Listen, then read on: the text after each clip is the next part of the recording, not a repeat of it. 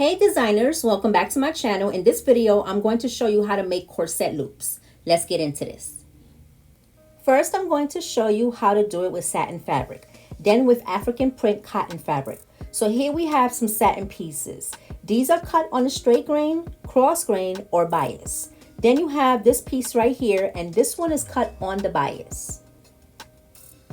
To mark your fabric, please use a pencil. Markers will not give you the exact measurement. Fold your fabric on the bias. Then take the ruler and put it 7/8. That will be your cutting line. And then mark 1/4 here. That's going to be your stitch line. If you don't mark your fabric and decide to sew it 1/4, you will see that once you finish sewing it, it will not be exactly 1/4. That's because it's on the bias and it moves around. You have to treat fabric differently when it's on the bias. If it was on a straight grain, it would be fine because you have more control when you're sewing it. Here is your 1/4 stitch line, and then cut the fabric 7/8. I use bobby pins to turn the fabric. The top of the bobby pin is covered so that it doesn't snag the fabric. And also I use the small one because it's better to go inside the 1/4 tunnel. Next, cut the fabric over here, not so close to the top, because when you turn it inside out, you need enough fabric to help you pull it out. You don't want the fabric to break inside because you can't hook the bobby pin back if the fabric is stuck inside the tunnel. After that, cut a triangle right over here. Then take the bottom of the pin and go inside the first hole. From there, put the whole pin inside the second hole. Everything that's in front of the second hole has to go inside the second hole like this. Once you do that, pull the fabric till everything is inside. This takes practice, guys. It's even worse with the cotton fabric because it's thicker than satin. You'll see in a little while what I'm talking about. But for now, keep pulling it till it's out the tunnel. Also, try not to pull where the bobby pin is because you will break the fabric. Try to pull from the bottom. But put your hand on the fabric where the bobby pin is so you have more control turning it inside out. Next is marking the corset loops. You want the seam to be on the top or the bottom so it's not shown in the front. I chose to hide the seam on the top. Here are the measurements. Take your pencil and mark a 1/2 inch first. That's to start the loops. Then mark 2 1/8, 1 inch, 2 1/8, 1 inch, 2 1/8, 1 inch, 2 1/8, and you guessed it, 1 inch. All right, guys, let's continue. So here I'm using an 8 centimeter Vigiline boning. I'm not using a 6 centimeter, okay, guys? Mark it 1 inch all the way down, like this. From there, take it to the sewing machine and put the needle on the first line. Then take the first line of the corset loop and put it at the edge of the boning. But make sure that the corset loop is inside the 1 inch line of the boning. Then sew it and stop 2 stitches before the next line. Next, leave your needle down and lift your foot up.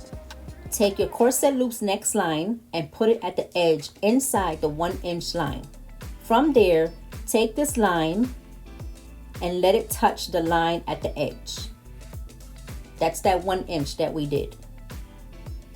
Bring the foot down and continue sewing. Stop 2 stitches before the next line. Let's do it again. Let this line touch this line and put it inside at the edge and sew. But what happens when you don't have enough to make another loop?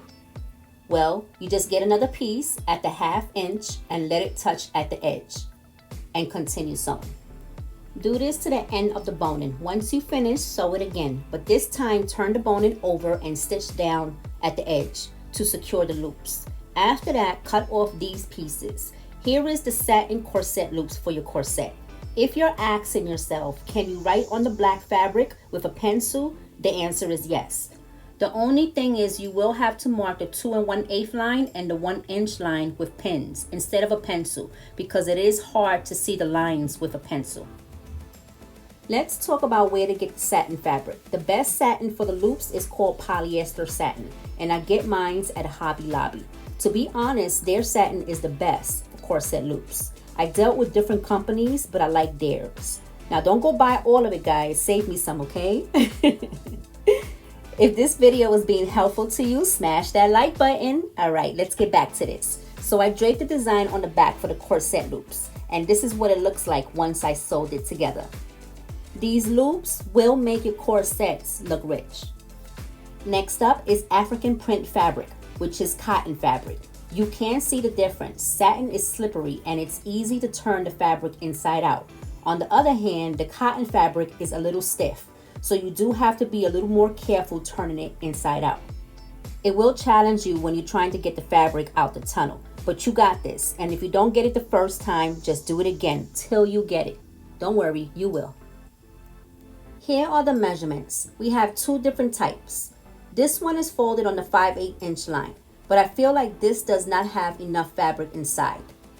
This one is folded on the 3/4 inch line, and this has enough fabric inside. So I don't use the 5/8 inch, I use the 3/4 inch. The difference between these corset loops is that these are cut on the bias, and the 3/4 inch fabric didn't get cut off. We just stuffed it inside the 1/4 inch tunnel. And these are cut on the cross grain or the straight grain, but you won't be able to stuff any extra fabric inside the tunnel because the fabric won't really let you do it. Also, if you cut it on the bias and cut some of the fabric off, what happens is when you turn the fabric inside out, the 1/4 inch tunnel will be empty. And that is the difference. Now let me show you how to pull the fabric out the tunnel. You have to cut it right here, not too close to the top. If it's too close, the fabric will rip apart inside the tunnel. Next, put the bobby pin inside the tunnel like this. Remember, all the fabric has to go inside the second hole. Then start pulling the fabric over at the end, but put your hand on the bobby pin so the fabric doesn't break apart from the bobby pin. Sometimes I use a tweezer to help the fabric go inside like this. Keep doing it until you feel the fabric moving inside the tunnel. Also, if it gives me a hard time, I sometimes clip off the excess fabric to help me. I usually cut that piece off when it's inside out because that part of the tunnel will be empty with no fabric since I cut it off. Once you feel the fabric moving inside the tunnel, start to pull the fabric more. But make sure your hand is holding the end of the bobby pin fabric tightly so it doesn't break inside. Keep doing it like this until you're close to the opening. Do it slowly. You see how the beginning of the fabric looks weak? You don't want to hold it here, but you do want to hold it a little further down right here. From there, use your strength to pull all of it out the tunnel, and voila, you have a rope to make corset loops.